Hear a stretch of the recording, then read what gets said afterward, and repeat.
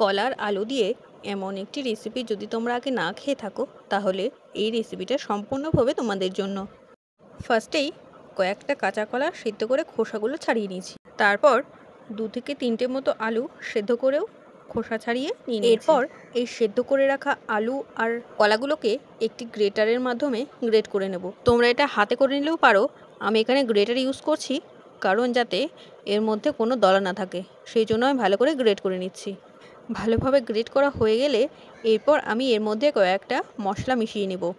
ভিডিওটা স্কিপ না করে ভালোভাবে দেখতে থাকো যে আমি এখানে কী মশলা ইউজ করছি।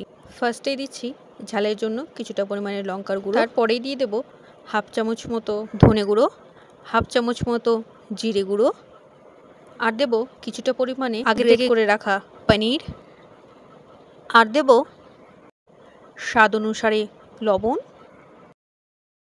আর রঙের জন্য দিয়ে দেবো কিছুটা পরিমাণে হলুদ গুঁড়ো।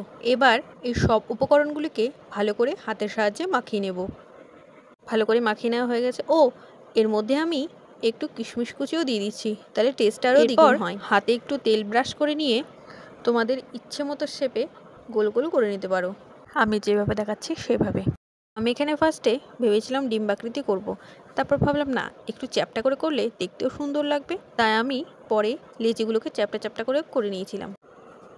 এরপর তেল গরম করে এক এক করে আমি ওই কলার বড়াগুলো ভেজে নেব যতক্ষণ না গোল্ডেন ব্রাউন কালার চলে আসছে। একটা বিষয় মনে রাখতে হবে, এগুলি কিন্তু গ্যাসের ফ্লেম একদম লোতে দিয়ে ভাজতে হবে, না হলে উপরেরটা লাল হয়ে যাবে, ভেতরেরটা কাঁচা হয়ে গেছে। এবার এগুলোকে উল্টে অপর পিঠগুলো ভালো করে ভেজে নেব। এগুলি আমার সম্পূর্ণভাবে ভাজা হয়ে গেছে। এবার এগুলোকে তুলে অন্য পাত্রে রেখে দেবো। সবগুলো আমি ভেজে সুন্দর করে তুলে নিয়েছি।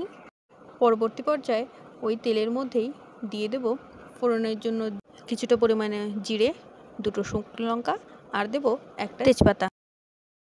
এবার এটিকে কিছুক্ষণ ভেজে নেব যতক্ষণ না এই ফোড়ন থেকে মিষ্টি গন্ধ বেরোচ্ছে।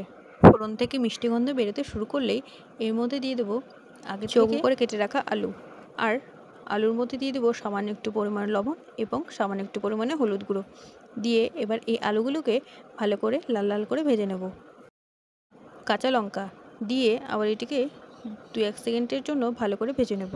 লঙ্কাটা ভাজা হয়ে গেলে এর মধ্যে দিয়ে দেব মশলা। এখানে আমি জিরে, আদা এবং ধনে আগে থেকেই বেটে রেখে দিয়েছিলাম, সেটাই এর মধ্যে দিয়ে দিলাম। এবার এই মশলার সাথে আলুগুলোকে খুব ভালো করে কষিয়ে নেব। মশলা কষানোর সময় এর মধ্যে দিয়ে দেব আমি একটু টমেটো পিউরি। টমেটো পিউরিটা দিয়ে আবারও আমি খুব ভালো করে মশলার সাথে কষিয়ে নিচ্ছি। মশলাটা আমার খুব ভালো করে কষানো হয়ে গেছে, দেখতেই পাচ্ছ উপর থেকে কি সুন্দর তেল ছেড়ে এসছে। এরপর এর মধ্যে দিয়ে দেবো আমরা সামান্য একটু পরিমাণে জল দিয়ে ভালো করে নাড়াচাড়া করে এটিকে ফুটতে দেব 5 থেকে 7 মিনিটের জন্য। অবশ্যই কিন্তু ঢাকা দিয়ে ফোটাতে হবে। তারপর ঝোলটা ফুটে উঠলেই আগে থেকে ভেজে রাখা বড়াগুলো এক এক করে সুন্দর করে দিয়ে দিতে হবে। বড়াগুলো দিয়ে কিন্তু খুব হালকা হাতে এগুলোকে মিশাতে হবে, না হলে ভেঙে যেতে পারে। তারপর এর মধ্যে দিয়ে দেবো উপর থেকে সামনে একটু গরম মশলা গুঁড়ো, আর দেবো কিছুটা পরিমাণে চিনি। সবশেষে 1 চামচ ঘি উপর থেকে ছড়িয়ে দিয়ে গ্যাসের ফ্লেমটা বন্ধ করে দেবো। তৈরি হয়ে গেল কাঁচা কলার কোপ্তা।